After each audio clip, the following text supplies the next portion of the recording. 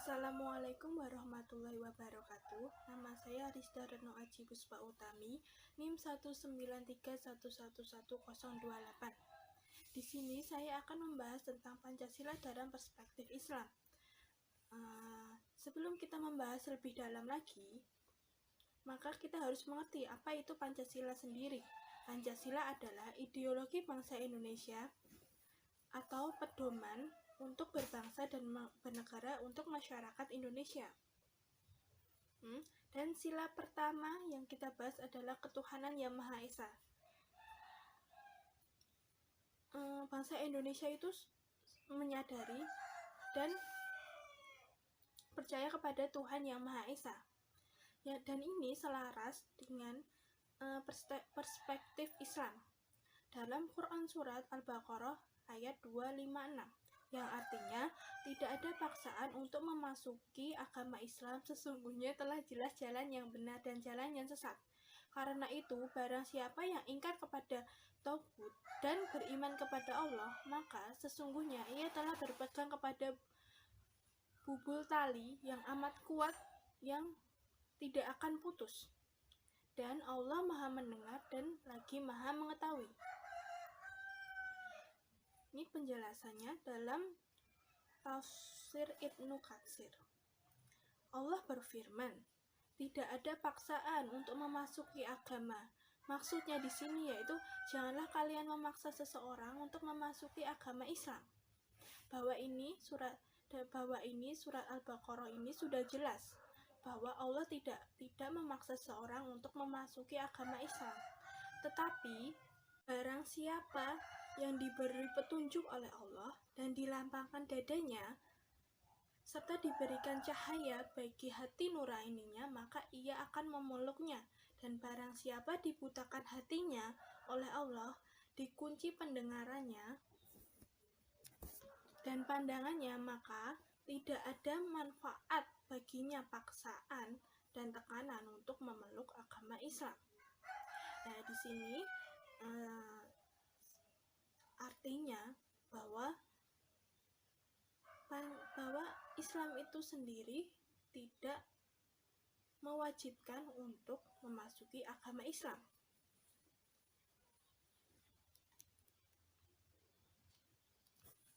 Dan ini sejalan dengan Pancasila sila pertama, yaitu ketuhanan yang Maha Esa. Bahwa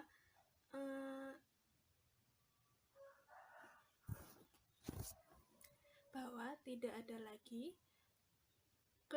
perbedaan dalam beragama. Sila kedua yaitu kemanusiaan yang adil dan beradab. Sila kedua ini mengajarkan sebuah kesadaran untuk menghargai nilai-nilai kemanusiaan tanpa memandang ras, suku, agama, bangsa, dan negara. Nilai kemanusiaan ini menolak sikap chauvinisme. Apa itu chauvinisme? Chauvinisme adalah sikap mementingkan kebenaran dirinya terhadap manusia lain.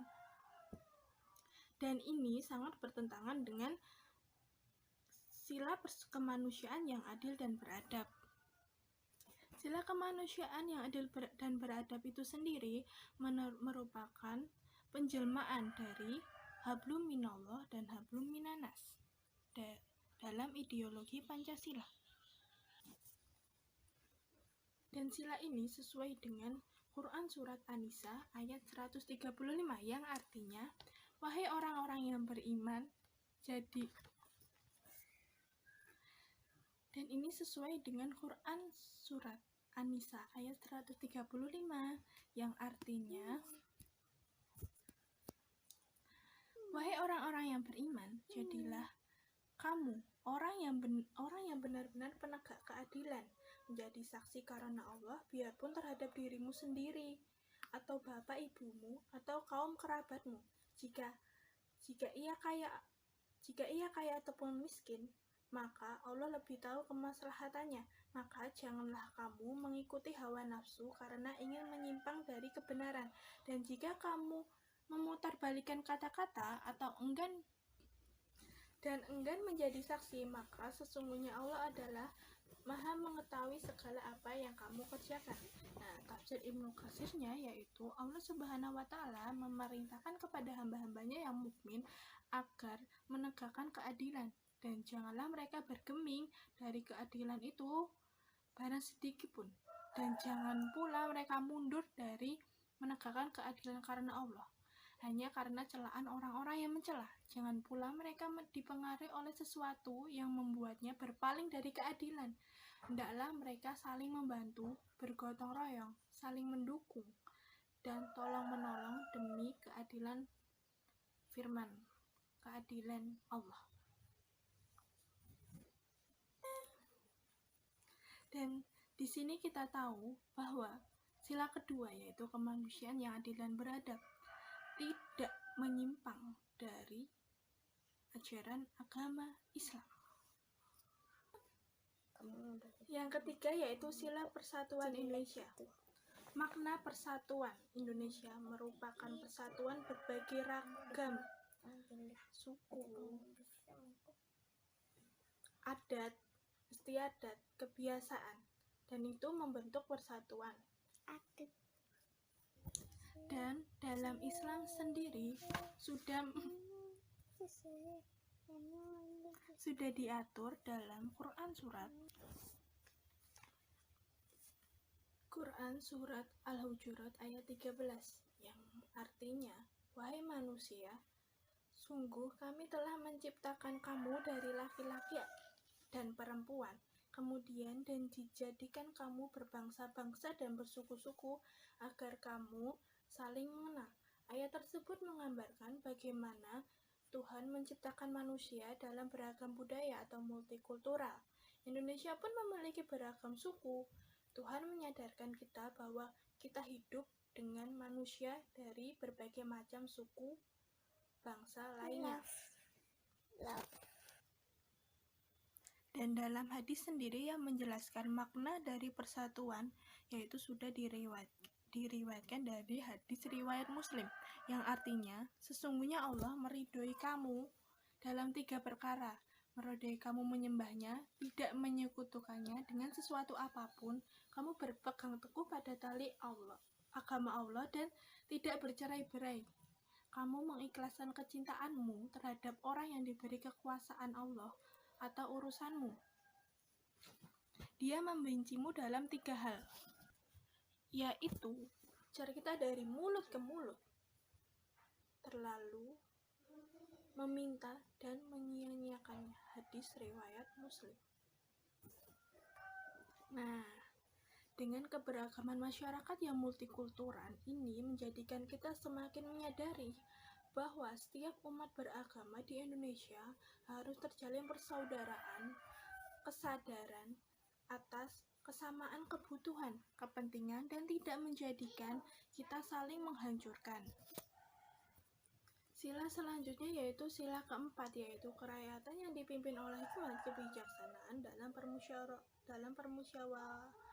permusyawaratan perwakilan.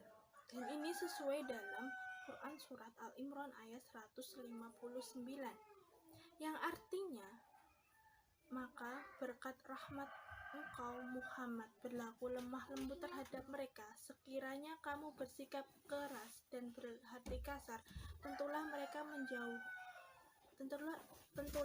menjauhkan diri dari sekitarmu. Karena itu maafkanlah mereka dan memohonlah ampun untuk mereka, dan bermusyawarahlah dengan mereka dan urusan kita. Kemudian apabila engkau telah membulatkan tekad, maka bertakwalah kepada Allah, sesungguh Allah mencintai orang-orang yang bertakwa. Quran surat Al-Imran ayat 159. Dan ini dijelaskan lagi pada hadis tentang musyawarah dari hadis riwayat Muslim, yang artinya, saya mendengar Rasulullah bersabda, sebaik-baiknya pemimpin kalian adalah orang yang kalian mencintai mereka dan mereka mencintai kalian. Kalian mendoakan mereka dan mereka mendoakan kalian. Sedangkan sejelek-jeleknya pemimpin kalian adalah kalian membenci mereka dan mereka membenci kalian. kalian mengutuk mereka dan mereka pun mengutuk kalian. Mereka berkata, kemudian kami bertanya, wahai Rasulullah, tidakkah kami memerangi mereka ketika itu? Beliau menjawab, tidak, selagi mereka mendirikan sholat bersama kalian, tidak selagi mereka masih mendirikan sholat bersama kalian.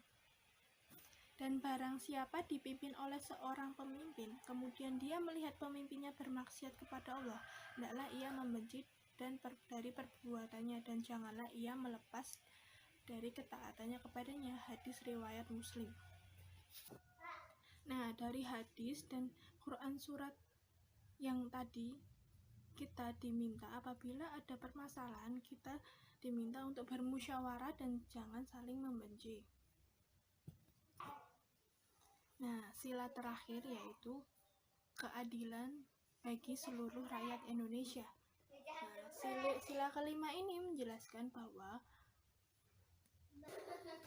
sila keadilan sosial bagi seluruh rakyat Indonesia ini menjelaskan bahwa moralitas memiliki peran penting dalam kehidupan masyarakat, yaitu masyarakat hendaknya memiliki sifat keadilan dalam aspek apapun dan terhadap apapun dengan menunjukkan sikap empati yang menjadi haknya.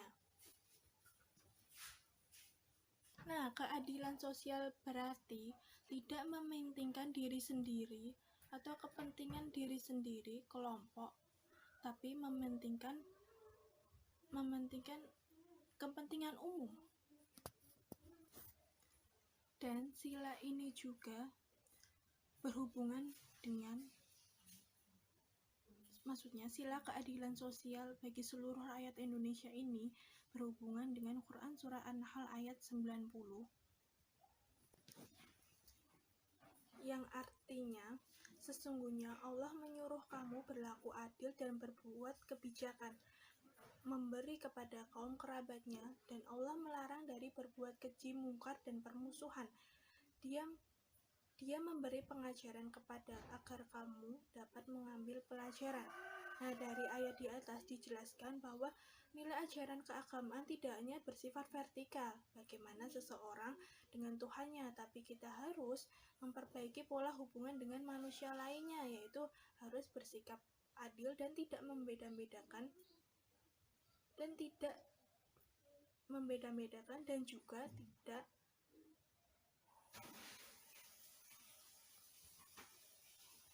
tidak memprioritaskan diri kita sendiri, tapi untuk kepentingan umum.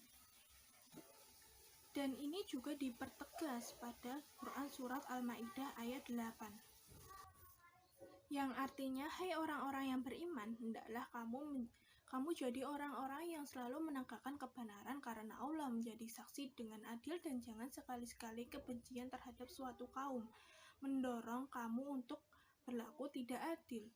Berlaku adillah, karena adil itu lebih dekat kepada takwa, dan bertakwakalah kepada Allah, sesungguhnya Allah Maha mengetahui apa yang kamu kerjakan.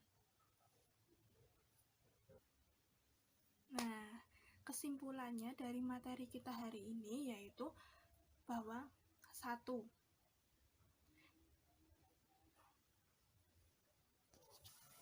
Bahwa Pancasila itu sudah sesuai atau selaras dengan agama Islam. Dan kedua, Pancasila apabila diamalkan dan itu sudah sesuai dengan syariat Islam.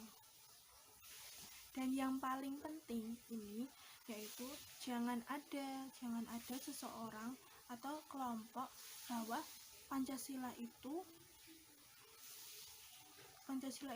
syirik, Pancasila itu sesat, dan jangan ada. Dan cukup sudah video ini. Apabila ada salah perkataan, kekurangan, ataupun ada salah tingkah saya